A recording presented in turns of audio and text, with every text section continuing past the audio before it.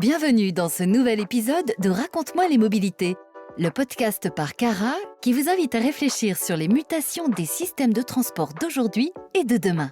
Bonjour et bienvenue dans ce nouveau numéro de Raconte-moi les mobilités. Je suis Loïc Lagap, chargé de communication pour le pôle Cara. Cara a rejoint en début d'année le projet Minasmart, financé dans le cadre des EDIH par l'Union Européenne, et qui traite du développement de l'IA et de la cybersécurité dans les process de production et de leurs apports dans les produits finis. Et aujourd'hui, nous allons justement aborder le sujet de la cybersécurité dans les systèmes embarqués, car à mesure que nos véhicules, infrastructures et réseaux deviennent plus intelligents et plus connectés, ce sujet s'impose comme un défi majeur. Dans un monde où chaque capteur, chaque calculateur embarqué et chaque ligne de code peut devenir une porte d'entrée pour une cyberattaque, comment protéger efficacement les systèmes critiques dans nos moyens de déplacement ? Que ce soit train, bus, vélo électrique, voiture ou navette autonome. Et quels sont les risques réels pour les opérateurs, les usagers et les territoires ? Et pour cela, je ne serai pas seul, car j'ai la chance de recevoir Charles Réboul, chargé d'affaires partenariat R&D à l'ESISAR, et qui nous apportera la vision d'un institut de recherche. Bonjour Charles. Bonjour Loïc. Et avec toi Charles, j'ai le plaisir d'accueillir aussi Antoine Michel, responsable du pôle cybersécurité chez CRS Technologies. Bonjour Antoine. Bonjour Loïc. Alors comme à l'accoutumée, avant de rentrer dans le vif du sujet, je demande une petite présentation aux intervenants, donc pour permettre aux auditeurs de mieux vous connaître. Charles, tu peux commencer ? Oui, bien sûr. Voilà, je m'appelle Charles Réboul. Je suis aujourd'hui chargé d'affaires sur les partenariats R&D dans l'école d'ingénieurs Grenoble INP ESISAR. Et donc vraiment pour établir des collaborations avec notre école et les entreprises. Mais avant ça, en fait, moi je ne suis pas du tout en parcours technique. Je suis arrivé dans une entreprise spécialisée en sûreté de fonctionnement dans une fonction commerciale. Et en fait, c'est là où j'ai découvert l'ingénierie. Et puis, semble-t-il que ça m'a bien plu. Ça fait 15 ans que je suis dans le domaine à présent. Et voilà. Et donc, après des parcours à l'étranger et en gestion de projets collaboratifs, je me retrouve aujourd'hui à établir de nouvelles collaborations sur le sujet en France. Et toi, Antoine ? Donc moi, effectivement, c'est Antoine Michel, j'ai 33 ans. Ça fait à peu près 10 ans que je travaille dans le domaine de la cybersécurité et je suis responsable du pôle cyber chez CRS Technologies, qui est donc une entreprise de taille intermédiaire de prestations et de conseils dans le domaine de l'ingénierie et de la maîtrise des risques industriels. Par opposition à charge, j'avais un parcours plutôt technique, donc avec un parcours scolaire, avec une IUT, une école d'ingé en informatique avec des options de cybersécurité. Et ensuite, j'ai pu évoluer par différentes expériences professionnelles dans le monde de l'intégration, de la gestion de projet, de l'architecture cyber et aussi de l'avant-vente. Aujourd'hui, chez CRS Technologies, nos activités, c'est justement d'accompagner les clients, notamment des clients dans le secteur du transport, pour les aider à sécuriser leurs produits, notamment sur toute la phase amont de conception et de définition d'architecture. Avant de nous intéresser à la cybersécurité, tournons-nous d'abord sur les systèmes embarqués. Alors, quels sont leurs rôles et comment on les incorpore dans les véhicules ? Et on va commencer avec toi, Charles. Alors déjà, un système embarqué, ça se distingue de tout ce qui est ordinateur et autres équipements électriques et électroniques qu'on voit un peu de partout. Il y a effectivement du développement électronique et logiciel dans le système embarqué. À ça, cela dit, on va ajouter un certain nombre de contraintes qui vont être des contraintes de coût parce qu'on produit des millions d'exemplaires et donc on doit les maintenir. Parce que des contraintes de robustesse, on fonctionne dans des environnements hostiles, des contraintes de consommation. On va fonctionner sur batterie, voire même sur pile. Et donc, du coup, on va se retrouver à devoir accomplir des fonctions qui sont très spécifiques dans un environnement qui est assez particulier et avec des ressources limitées. Et donc, tout l'enjeu du système embarqué, il est là-dedans. Et on retrouve ça, évidemment, dans l'automobile, mais dans tout un tas d'autres environnements, en fait, pas forcément identifiés des personnes. Effectivement, du coup, comme disait Charles, de toute façon, dans tous les secteurs aujourd'hui du transport, par définition, on est très souvent dans des problématiques embarquées, que ce soit un véhicule particulier, un train, un avion. Aujourd'hui, si on peut expliquer de manière un peu assez abstraite l'incorporation du système embarqué dans les véhicules, l'idée c'est d'avoir une intelligence qu'on va miniaturiser dans ce qu'on appelle un calculateur ou une unité de contrôle électronique. Et cette intelligence, elle est là pour s'appuyer sur d'autres boîtiers. Donc typiquement, on parle de capteurs et d'actionneurs. Et donc l'idée, c'est de piloter une fonction, donc d'où l'intelligence du calculateur, et de manipuler un certain nombre de données. Donc c'est vraiment le fonctionnement structurant basique des calculateurs dans un véhicule. Et donc on a des calculateurs par fonction qu'on regroupe pour accomplir toutes les fonctions basiques et plus ou moins évoluées aujourd'hui des véhicules. Donc ce qui se passe aujourd'hui, c'est qu'on parle d'une plateforme EE ou d'une architecture EE. Donc EE, c'est pour électronique électrique, et donc c'est tout le squelette justement électronique du véhicule avec tous les réseaux de communication qui permettent de relier tous ces systèmes intelligents entre eux. Et donc tout l'enjeu évidemment, c'est de prendre en compte la cybersécurité pour voir comment architecturer ce système pour par exemple définir des zones de sécurité et protéger des actifs qui sont plus ou moins sensibles entre eux en fonction de leur exposition. Et justement, quel type de cyberattaques ont lieu contre ces systèmes embarqués? Quels sont leurs objectifs et qu'est-ce que cela peut impacter pour les usagers et les véhicules?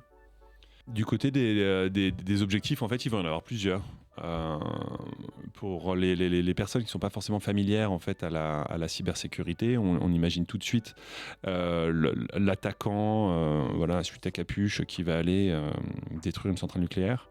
C'est effectivement, là, ce sont des attaques étatiques qui existent. Cela dit, ce n'est pas du tout la majorité des attaques. La motivation va être multiple.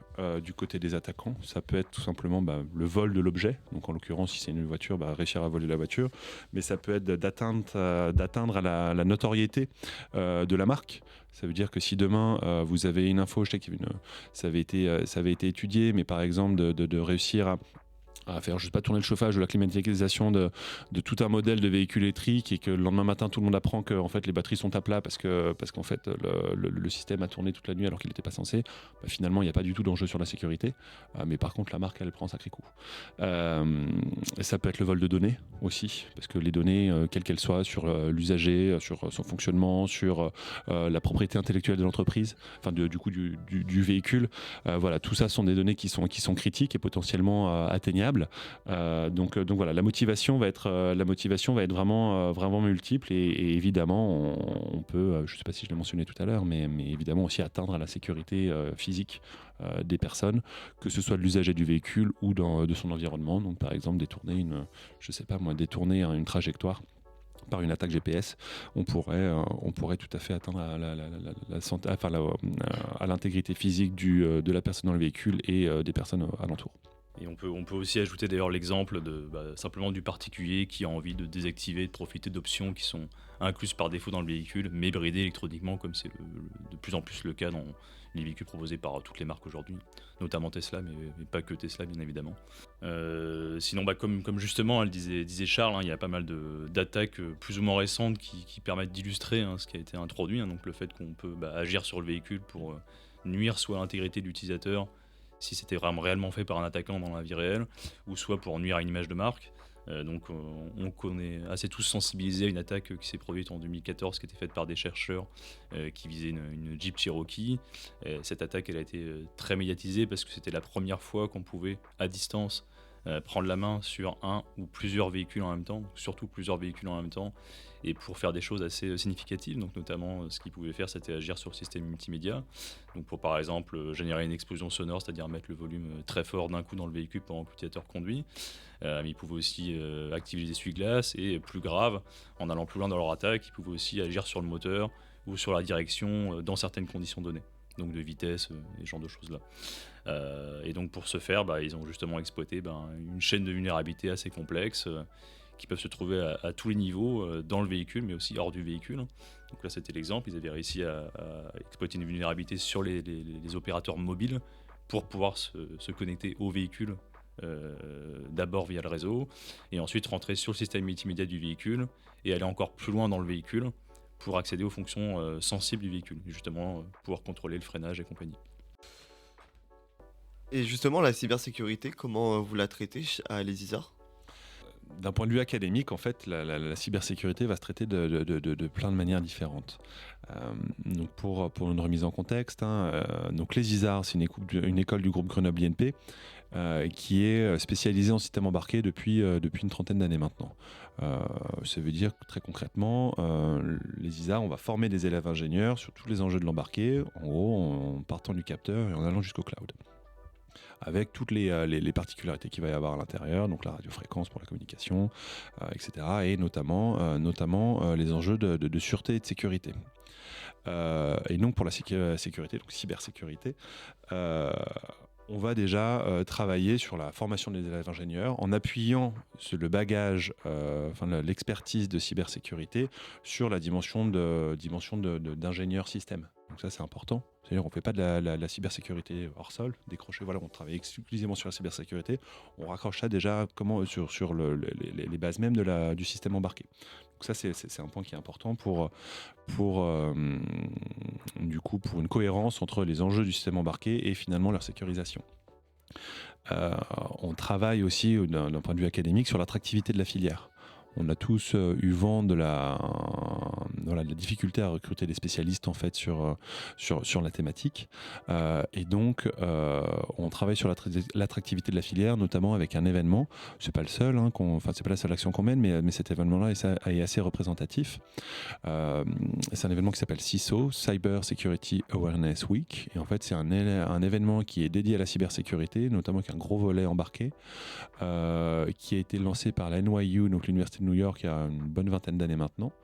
On a des équipes qui se sont montées d'année en année pour aller à New York justement pour faire cette compétition.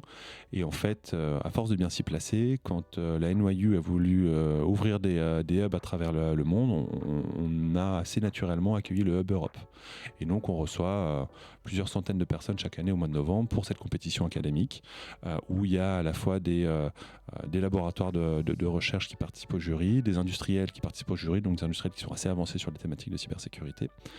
Et à travers différentes épreuves, on a donc des docteurs, des chercheurs, des lycéens, des ingénieurs, enfin des élèves ingénieurs qui viennent participer à ces compétitions-là. Et donc c'est l'occasion de rassembler un peu tout le monde, de rassembler un peu le gratin européen de la cybersécurité et de lier aussi les entreprises à tout ça, qui viennent se joindre à nous pour partager justement sur les enjeux de tout ça. Et donc ça nous permet à la fois de rassembler des experts, mais aussi de sensibiliser à très bas niveau sur la cybersécurité.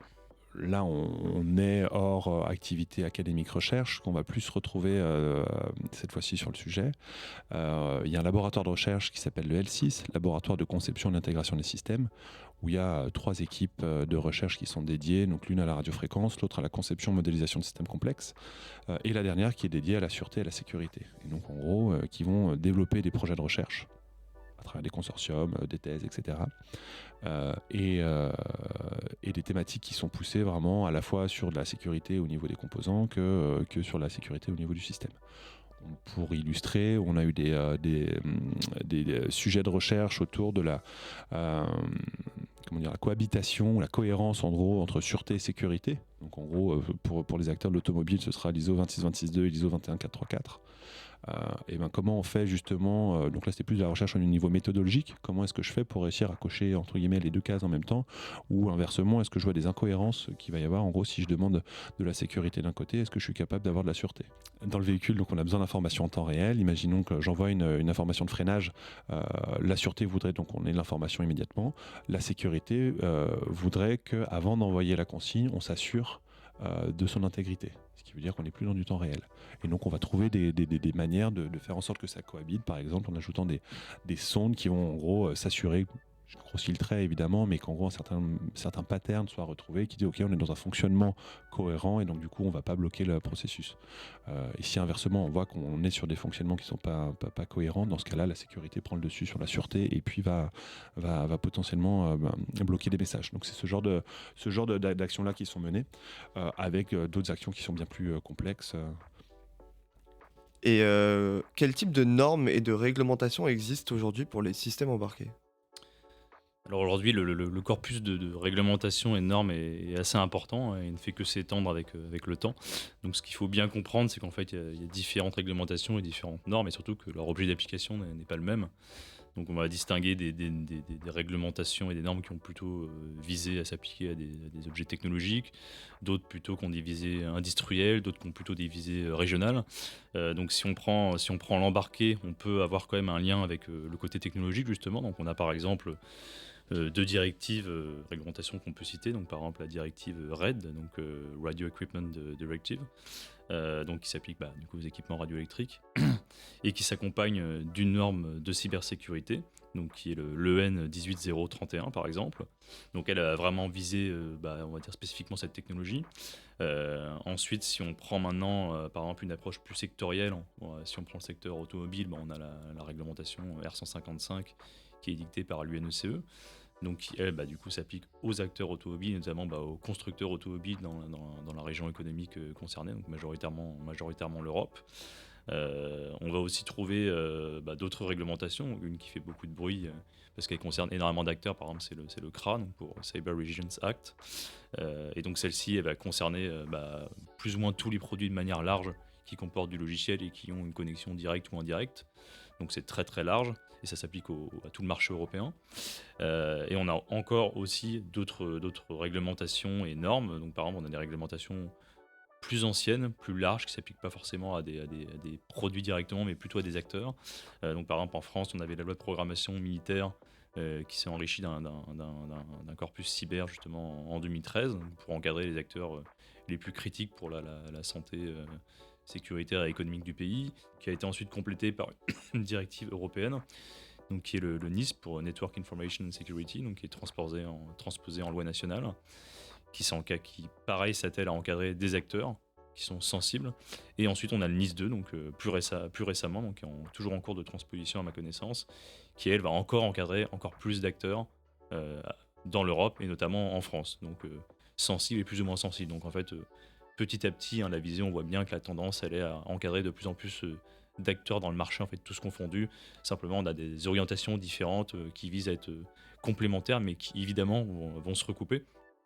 Et donc c'est là qu'on peut se poser l'interrogation de comment faire le maillage, et pour un acteur, une entreprise qui dit des produits ou un grand constructeur ou autre, comment appliquer les référentiels et comment les considérer. Donc le premier point, c'est que toutes ces réglementations et toutes ces normes qui permettent justement d'aiguiller les acteurs pour respecter une réglementation, en fait, elles ont un socle qui est souvent très commun.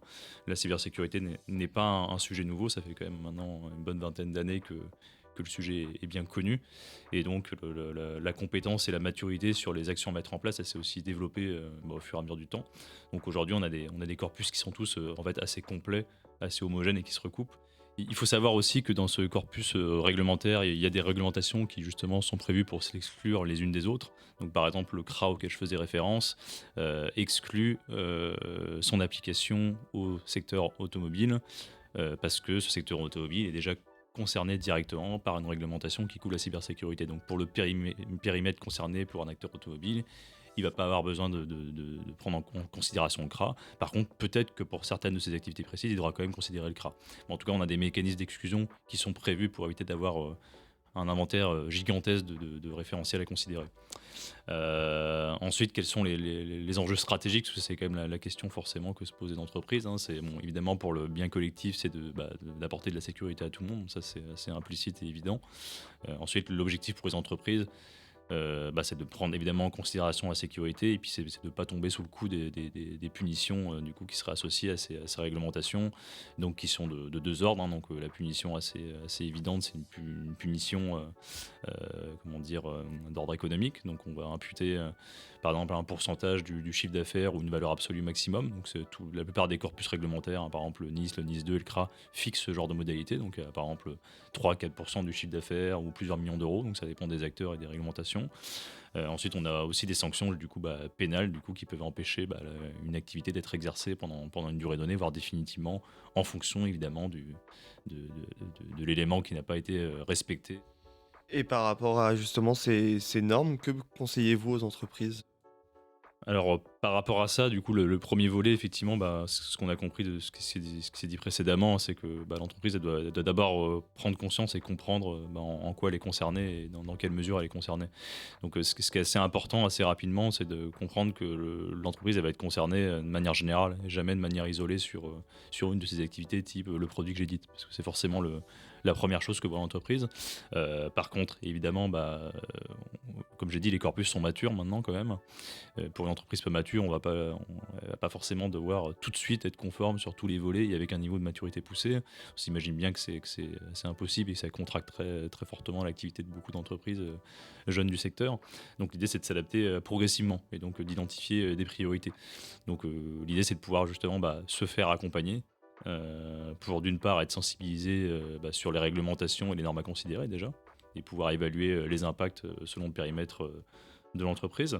Donc ça, c'est des sensibilisations qu'on peut faire, par exemple chez CRS Technologies, pour former et sensibiliser la direction sur les réglementations qu'ils doivent considérer, mais aussi la chaîne d'employés, les équipes opérationnelles pour donner des formations de cybersécurité, par exemple, ce qui fait partie d'un programme typique de gouvernance de cybersécurité dans l'entreprise, on est vraiment sur un volet organisationnel. Ensuite, on peut les former. Ils peuvent être formés spécifiquement sur des normes, du coup, sur les normes qui les considèrent, donc pour comprendre qu'est-ce qu'il va falloir anticiper comme activité et créer du coup comme potentiellement masseraia dans l'entreprise pour gérer ces aspects-là, ou quel est le périmètre, enfin en tout cas à anticiper. Et ensuite on a plusieurs accompagnements, vu que les normes sont transverses, donc il y a un accompagnement qui peut se faire sur volet organisationnel. Donc là l'idée, ça va être justement d'organiser la cybersécurité pour l'instituer dans la culture de l'entreprise, et donc dans les processus et au sein des équipes opérationnelles. Donc les réglementations concourent tous dans ce sens-là. Donc il faut mettre en place des programmes de cybersécurité assez complets. Et ensuite, il y a l'accompagnement technique. Donc ensuite, une fois qu'on a défini un volet de gouvernance avec des processus, il faut une application concrète. Et donc là, on va s'approprier les normes et les travaux techniques et les livrables qu'il faut effectuer en fonction des activités. Donc ça va concerner aussi bien le système d'information d'une entreprise que, par exemple, des produits embarqués qu'elle pourrait éditer à titre de constructeur, d'éditeur, de fournisseur, d'équipementier, et ainsi de suite. Et du coup, à ce titre-là, CRS peut aussi proposer justement ses services d'accompagnement, donc notamment sur toute la phase amont de conception et de définition des produits, en permettant à l'entreprise d'évaluer, d'analyser les risques et de répondre à ces risques en mettant en place une architecture de cybersécurité, comme on l'a introduit dans les questions précédentes. Et ça permet déjà de répondre à un volet assez important de la protection des produits, qui est toute la phase amont, donc qui est la phase conception sécurisée. Ensuite, l'accompagnement peut être aussi fait justement au niveau organisationnel pour accompagner le produit. Donc typiquement, on va vouloir gérer les vulnérabilités sur un produit, répondre aux incidents, corriger les problèmes de sécurité. Et donc ça, on va s'appuyer sur des processus de cybersécurité qui sont mis en place d'un point de vue organisationnel et par des personnes qui concrètement évidemment, vont faire le travail technique, donc de veille et de correction. Donc on peut aussi accompagner sur ces volets-là. Je rejoins Antoine sur ces éléments-là, et en particulier, il y a sur la nécessité de monter en compétences en fait, des entreprises, qui se fait de plein de manières différentes. En fait, c'est un sujet qu'une entreprise doit s'approprier, quelle que soit sa taille. C'est pas quelque chose qu'on sous-traite comme on va sous-traiter la production de cartes électroniques ou quelque chose comme ça. Enfin, de travailler seul, c'est pas possible, mais cela dit, c'est pas quelque chose qu'on peut non plus sous-traiter 100%. Donc se faire accompagner, c'est un point important pour cette montée en compétences. En tant qu'école, alors souvent on nous voit sous l'angle du recrutement. Cela dit, toutes les entreprises ne sont pas forcément en mesure d'aller recruter, n'ont pas forcément les capacités d'aller prendre un ingé dédié exclusivement à la cybersécurité, parce que les structures ne le permettent pas forcément, et encore moins quand il faut recruter des experts. Donc cette montée en compétences, elle est importante parce qu'elle se fait de plein de manières, par la formation continue. Donc ça c'est que la dimension de cybersécurité du produit, quel qu'il soit, en lien ou non avec l'automobile, à un moment de cybersécurité du produit, c'est super important. Ça concerne les développeurs, mais ça concerne aussi les ingés qualité, ça concerne aussi les services RH, ça concerne vraiment toute la structure. Donc évidemment, on n'amène pas le même contenu à toutes ces personnes-là, mais cette montée en compétences-là, généralisée, est très importante. Je me permets juste de rebondir un instant sur ce que disait Charles, parce que, pour revenir sur ce que je disais avant, c'est effectivement pour un acteur jeune qui souhaite se faire accompagner, l'idée c'est aussi d'identifier les priorités sur lesquelles intervenir, et du coup une bonne manière de commencer à envisager ces travaux-là, évidemment, c'est de se faire accompagner et en fait de faire un premier bilan, donc on peut appeler ça un audit organisationnel, pour savoir où on en est en fait au niveau de la cybersécurité, donc vraiment comprendre. Donc proposer une analyse sous forme d'analyse d'écart et comprendre quels sont les chantiers sur lesquels on peut s'investir de manière prioritaire. Donc ça c'est quand même assez important, j'en avais pas parlé, mais pour accompagner justement sur la maturité et une montée en compétences progressive et dans les endroits les plus stratégiques à court terme dans l'entreprise, on va considérer un certain nombre d'aspects, donc évidemment les réglementations, les normes et leurs jalons d'application, qui est quand même une donnée importante. Et ensuite, on va les aider à orienter une feuille de route pour savoir où investir en premier. Ouais, et il y a un tout dernier élément. C'est que souvent, ce qu'on voit, en tout cas nous, avec les entreprises avec lesquelles on travaille, c'est que il y a malgré tout une certaine maturité, en fait, en tout cas une maturité en devenir des entreprises. Il y en a beaucoup qui se posent la question, qui entament des choses, mais cela dit, elles ne mettent pas forcément le curseur tout de suite au bon endroit, ce qui est normal. Donc c'est rien que déjà d'aller confronter son idée à travers une réunion de travail, déjà c'est un pas qui est important et ce qui permet en fait à l'entreprise de décanter pour que le moment venu, elle soit capable d'aller décliner de manière exhaustive une démarche. Il y a aussi un sujet qui sont les mises à jour. Comment les effectuer pour les systèmes embarqués sur le long terme et quelles sont les marges de manœuvre pour garantir leur sécurité? Alors ça, c'est une bonne question. C'est un vrai sujet qui est un sujet qui pose problème, mais qui doit être considéré à part entière pour chaque secteur d'activité, pour chaque industriel, pour chaque éditeur. Donc les questions à se poser, c'est effectivement comment assurer ça et comment assurer ça sur le long terme. Donc la première question qu'on se pose, c'est le cycle de vie du produit. Donc ce qui se passe aujourd'hui, c'est que la plupart des réglementations et normes le prennent déjà en compte et demandent justement en fonction de leur objet d'application, est-ce qu'on est sur un équipement technologique ou un acteur industriel, et de prendre en compte le cycle de vie. Donc l'idée, c'est de forcer ces acteurs-là à se poser la question déjà au début pour anticiper et pouvoir se donner les moyens en fait de effectivement être le plus possible conforme à cette exigence, donc qui est de pouvoir en fait corriger et assurer la sécurité d'un composant tout au long de son cycle de vie. Donc quelque chose qui est vraiment on va dire propre à la cybersécurité, en tout cas par rapport à d'autres aspects de la sécurité hors cyber. C'est l'aspect très vivant de la menace et le fait qu'un produit est toujours vulnérable par défaut et qu'en fait il y a toujours des personnes qui vont s'atteler à découvrir des vulnérabilités, donc que ce soit des chercheurs ou des attaquants, donc le fameux triptyque, chapeau blanc, chapeau noir, chapeau X. Et donc du coup ce que ça implique pour un éditeur, c'est premièrement de bien connaître son produit, bien connaître son cycle de vie, connaître ses cycles de production, sa fin de production et la durée de vie prévue de son produit. Donc ça, c'est un premier élément. Ensuite, un autre élément qui est vraiment très important et qui est assez difficile, c'est la maîtrise en fait de ce qu'on instaure dans le composant. Donc on a tous Charles en parlait avant, des millions de lignes de code dans des voitures. On se doute bien que le constructeur il fait appel à une chaîne de fournisseurs très importante avec des rangs 1, des rangs 2, des rangs X. Et donc c'est tout justement la complexité de la chose, hein. C'est qu'en fait on est dépendant du coup, ces constructeurs-là sont dépendants et doivent bien comprendre de qui ils sont dépendants et à quel point ils sont dépendants.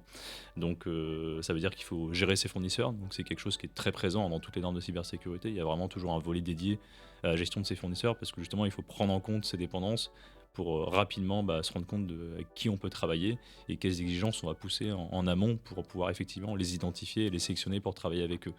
Donc ça va être notamment justement de leur dire qu'il faut faire de la mise à jour de vulnérabilité, qu'il faut qu'ils communiquent là-dessus, qu'il faut qu'ils les équipent en place. L'entreprise elle peut aussi se poser la question de quelle est la santé économique de l'acteur auquel je fais appel, parce que si c'est un acteur très jeune, ça peut poser des problèmes parce qu'on ne sait pas comment ensuite on va gérer la cybersécurité sur un produit qu'on n'est plus en capacité de maintenir. Donc en fait, la grande question, c'est quelle est la capacité de maintenance des produits et ensuite mettre en place des processus et des équipes pour dérouler ces activités concrètement.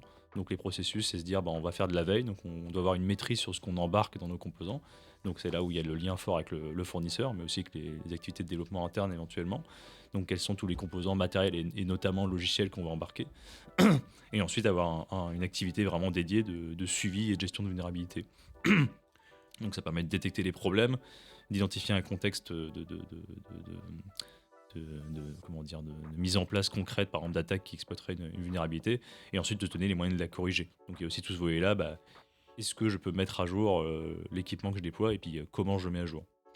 Donc voilà, il faut prendre tout ce cocktail ensemble de dépendance et de capacité technique et organisationnelle pour pouvoir s'assurer que déjà on gère la problématique et qu'on est en capacité de la gérer sur le long terme. Nous, ce qu'on voit avec les industriels avec lesquels on travaille, c'est sur la manière de dérouler ça de manière opérationnelle et technique. On a été sollicité à plusieurs reprises pour développer des outils justement de mise à jour de logiciels à distance sécurisés. Donc on parle de mise à jour OTA, over the air, avec voilà, cette nécessité de voilà, donc je dois en gros patcher mon produit à distance. Enfin, je dois patcher mon produit dans l'absolu quand je détecte des choses et donc du coup il faut que je le fasse à distance et donc comment je le fais de manière intègre. Ça, c'est des questions qui sont posées. D'autres questions qui sont posées, c'est, et on entend parler des fournisseurs, il y a, dans un autre registre de fournisseurs, il y a des outils qui existent clés en main, c'est la confiance qu'on va avoir dans tout ça. Alors, je n'ai pas de parti pris là-dessus, loin de là. Et voilà, mais ça veut dire que c'est trouver l'adéquation qu'il va y avoir entre le produit qui va exister, qui va me permettre de collecter les CVE et ensuite de ça de les remonter en gros à mes clients et la manière dont je les patcher. Est-ce que ces outils sont pertinents à ma situation, enfin à mon contexte, oui, non. Et si c'est pas le cas, il faut que j'en développe. Et donc là, on a des discussions avec des grands groupes internationaux sur le sujet qui n'ont pas envie d'avoir de licence avec tel ou tel éditeur logiciel pour remonter les CVE. Donc c'est eux-mêmes qui aujourd'hui donc en gros les remontent et les structurent, etc. et les poussent chez leurs clients. Et donc du coup l'idée de leur côté c'est comment est-ce qu'on peut industrialiser ça. Et d'un point de vue environnemental, est-ce que l'amélioration de la cybersécurité va demander une consommation d'énergie plus importante, notamment dans les systèmes embarqués ? Le côté environnemental, il est large. Est-ce que la cybersécurité va augmenter la consommation d'un véhicule thermique ou électrique ? Non, parce qu'il n'y a pas de lien immédiat là-dessus. En revanche, oui, il y aura des enjeux de consommation, mais justement sur le système embarqué. Mais c'est anecdotique par rapport au fait d'aller déplacer un véhicule sur 100 km. Donc là-dessus, à ma connaissance du moins, je ne fais pas de recherche sur ces travaux-là, mais je ne vois pas de lien immédiat entre la cybersécurité et la cybersécurité embarquée et la consommation finale du véhicule. En revanche, il est certain que plus on développe de fonctionnalités, qu'elles soient de sécurité ou non, on évoquait tout à l'heure les systèmes critiques et plutôt les systèmes d'infodivertissement au sein du véhicule. Il est certain que plus on va développer de fonctionnalités et d'intelligence dans un véhicule, plus on va consommer de matériaux, plus on va consommer donc de puces et autres composants électroniques et là indéniablement il y a une incidence environnementale. Pour donner suite à l'épisode réalisé en avril sur l'intelligence artificielle, quel rôle peut-elle jouer dans l'amélioration de la cybersécurité à bord d'un véhicule ? Aujourd'hui, le périmètre d'application qui semble le plus évident et du coup qui est très dépendant de la maturité des technologies, des acteurs et des produits développés, c'est dans les stratégies de défense, donc notamment dans tout ce qui est système de détection. Donc en général, dans ces stratégies de défense, on distingue deux systèmes, c'est les systèmes de prévention et les systèmes de détection. Donc en anglais, les acronymes, c'est IDS et IPS, par exemple. Ça peut s'instrumenter au niveau du réseau, par exemple. Et bien ce qu'on peut faire, c'est agir notamment sur un système d'IDS. Donc on va potentiellement demander plus de maturité pour un système de prévention parce que le système de prévention, il agit, alors que le système de détection, il détecte et il notifie, il alerte. Donc il y a moins de risques à introduire une intelligence artificielle qui est potentiellement pas encore suffisamment mature ou qui pourrait générer trop de faux positifs. Donc voilà, c'est ma réponse. C'est plutôt dans les stratégies de détection aujourd'hui que ça peut être utilisé dans la mesure où on n'est pas c'est bien l'idée de l'IA, c'est d'apprendre de manière dynamique un certain nombre de comportements et d'identifier des comportements illégitimes. Donc c'est partant du fait qu'on n'arrive pas à tout détecter avec des modèles qui sont déjà définis et connus. L'idée, ça peut être d'instrumenter l'IA pour en détecter des nouveaux par l'IA. Mais à ce moment-là, le bon réflexe, c'est si on estime qu'on a une bonne maturité, potentiellement on pourra passer à terme à un système qui agit en fonction d'une IA, alors que je pense que pour l'instant on est plus sur des systèmes qui détectent et qui alertent à partir de l'IA. L'IA, en fait, la manière dont on voit ça, nous, c'est vraiment comme un outil, et ça va pas une fonction purement IA. En fait, on n'y croit pas vraiment. Je peux illustrer un petit peu des choses qu'on voit de notre côté, plutôt sur des dimensions recherche, même s'il y a quand même un certain nombre d'industriels qui s'intéressent à ça aussi. Par exemple, pour des attaques qui sont assez avancées, donc on est vraiment sur des niveaux assez critiques dans des applications type bancaire ou autre, où en fait on va faire des acquisitions de courbes en fait directement avec des sondes sur les microcontrôleurs. Et l'idée justement est dans cette phase d'acquisition, c'est d'avoir par des modèles de machine learning, d'avoir finalement une acquisition plus fine en fait des signaux et plus précise. Donc ça va pas, c'est pas. Il n'y a rien de révolutionnaire. Le travail est déjà fait, mais ça permettrait de gagner en qualité en fait dans l'acquisition des signaux. Eh ben merci, c'est sur ça qu'on va s'arrêter aujourd'hui. Merci pour le temps pris et vos partages d'expérience. Merci à toi, Loïc. Merci à vous deux. Merci à tous les deux. Et quant à nous, on se retrouve le mois prochain pour un nouveau numéro. Raconte-moi les mobilités, le podcast mensuel proposé par Cara, votre réseau d'acteurs du transport et de la mobilité. Retrouvez tous nos épisodes sur Deezer, Apple Podcasts, Spotify et YouTube.